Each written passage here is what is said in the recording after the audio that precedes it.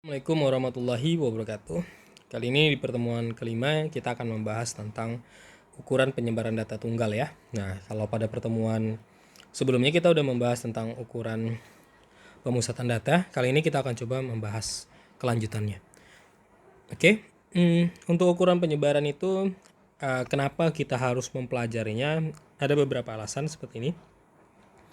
Ukuran penyebaran data itu adalah definisinya ya, adalah suatu ukuran yang menyatakan seberapa besar nilai data berbeda atau bervariasi dengan ukuran pusatnya atau seberapa besar penyimpangan nilai-nilai data dengan nilai pusatnya. Jadi salah satu tujuan dari ukuran penyebaran data ini dihitung itu adalah melihat seberapa bervariasi atau heterogen dari data-data yang kita milikin ya.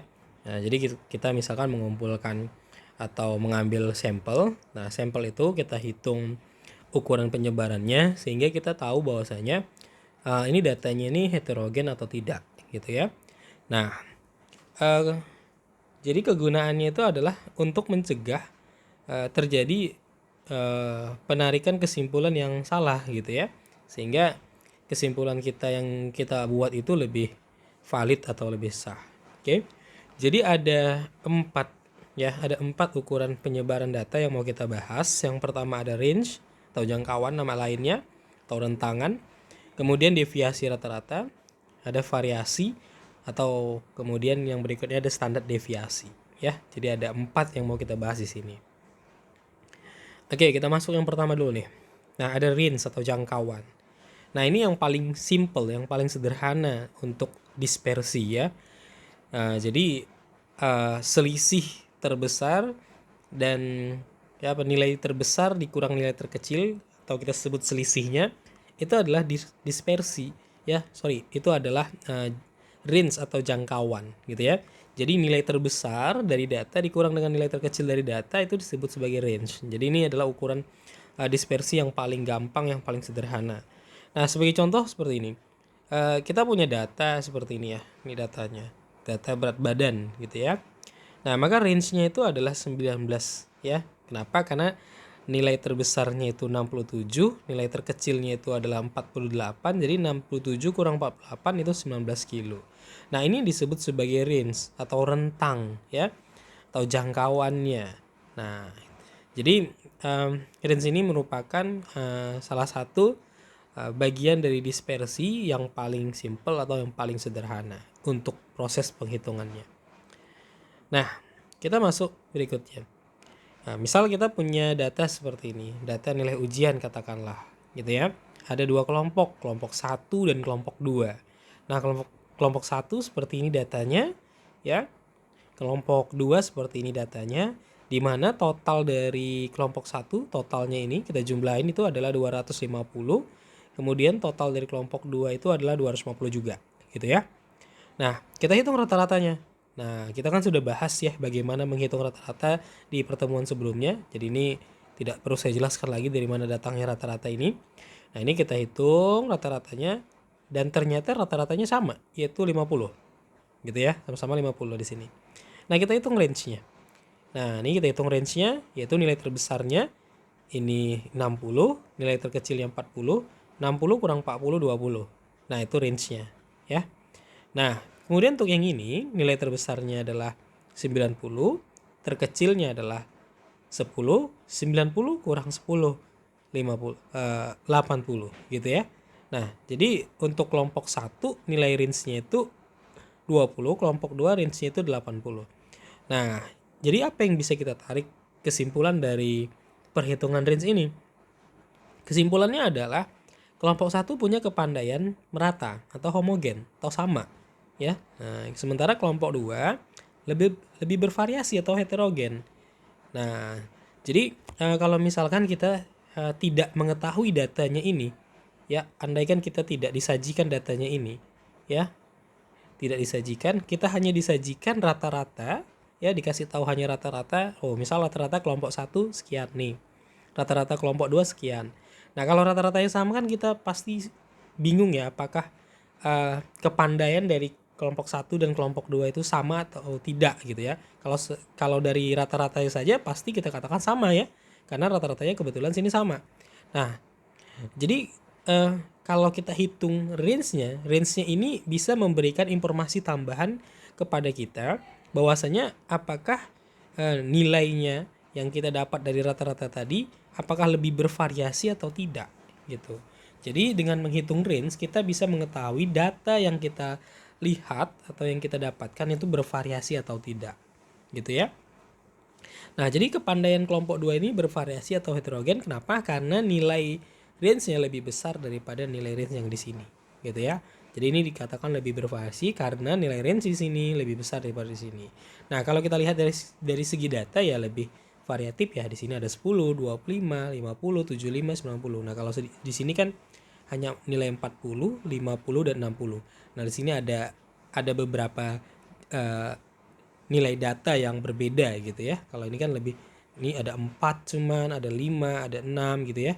Nah, ini ada 1, ada 2, ada 5, ada 7, ada 9, lebih bervariasi dia. Nah, itu yang ingin kita ketahui dari range ya. Kita mau melihat apakah data ini bervariasi atau tidak. Nah, tujuannya untuk apa? Ya, kalau misalkan kita mau melakukan penelitian, kita mengambil sampel. Nah, sampel yang kita ambil itu haruslah mencerminkan dari populasi ya. Jadi dengan heterogennya data yang kita miliki, nah kita bisa menarik kesimpulan yang lebih valid, lebih sah ya. Nah, oke, itu dia. Nah, kemudian kita punya lagi nih nilai range seperti ini, nilai data UAS statistik seperti ini. Nah, ada kelas A ya, kita katakan kelas A dan kelas B seperti ini. Ini nilainya. Nah, hitung range nilai kelas A dan kelas B, tarik kesimpulan dari hasil perhitungan jangkauan tersebut ya.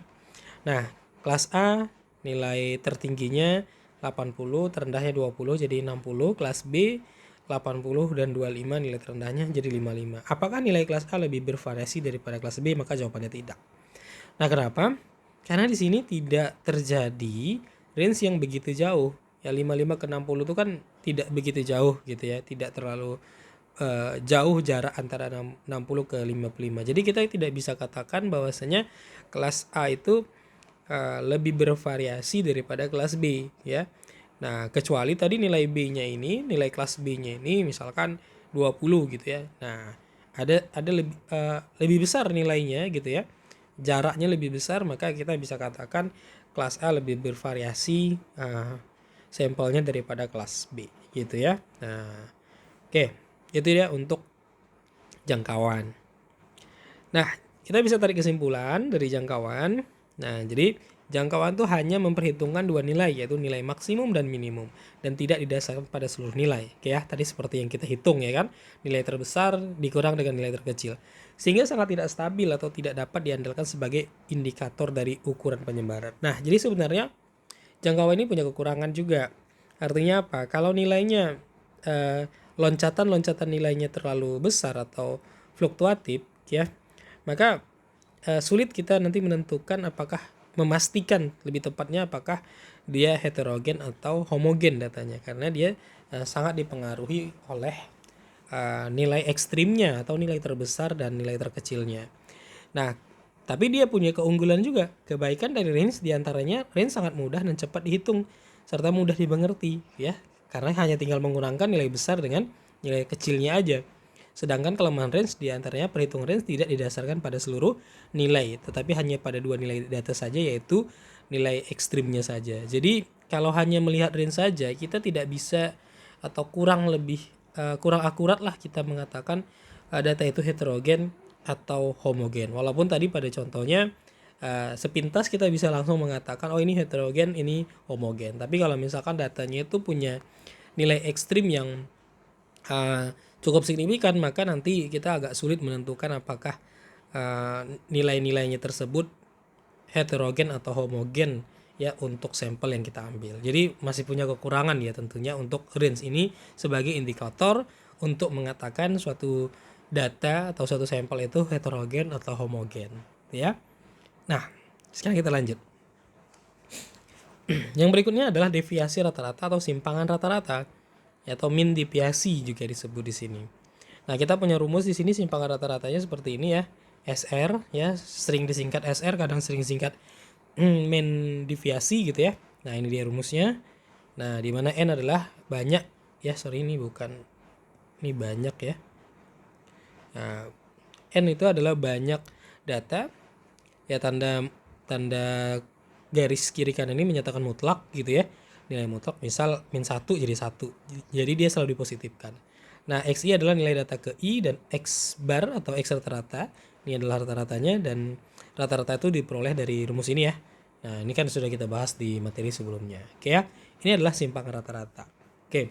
Kalau kita lihat dari rumus SR ini, kita pasti berpikir bahwasanya SR ini adalah menghitung jarak antara tiap data terhadap rata-ratanya, gitu ya. Tiap data terhadap rata-ratanya. Nah, kenapa saya bilang menghitung jarak? Karena di sini ada proses pengurangan, ya, proses pengurangan, dan ada proses pemutlakan nilai. Nah, dan kita tahu kan namanya pengurangan itu kan sebagai ukuran jarak gitu ya. Misal A ke B gitu ya. A ke B jaraknya nilainya 10. Berapa sih jaraknya? 10 kurang 0 gitu kan. Jadi 10 kan nilainya gitu. Nah, jadi rata-rata ini adalah mau melihat seberapa jauh dia terhadap rata-ratanya gitu. Nah, ini dia simpangan rata-rata. Oke, kita lihat di sini. Ada dua contoh di sini. Kita untuk perhitungan deviasi rata-rata. Nah, ini data pertama, ya, ini data kedua. Kita hitung minnya, ya, kita hitung rata-ratanya nih. Kebetulan di sini punya total jumlah yang sama. Nah, sehingga kita pastikan rata-ratanya pasti juga sama ya. Ini rata-ratanya. Ingat ya, konsep rata-rata tadi udah dibahas. Nah, kemudian kita hitung min deviasinya. Nah, bagaimana menghitung min deviasinya? Ya, ini kita kurangin 48 kurang 57, 9 ya. Nah, tapi dipositifin gitu ya. 52 kurang 57 dipositifin nih. Kemudian 56 kurang 57. Nah, dipositifin nilainya. Kemudian 62 kurang 57 dipositifin nilainya. 67 dikurang 57 dipositifin nilainya. Nah, ini dia. Ya, ini nilai XI dikurang X rata-ratanya ya. Nah, lalu kita bagi dengan 5 karena datanya ada 5. Nah, hasilnya 6. Nah, dengan proses yang sama kita juga hitung min deviasi untuk data ini, yaitu 52 ya kurang 57, 58 kurang 57, 50 kurang 57 sampai 65 kurang 57 gitu ya. Nah, jadi 52 kurang 57 nilainya 5 gitu ya. 58 kurang 57 nilainya 1 dan seterusnya.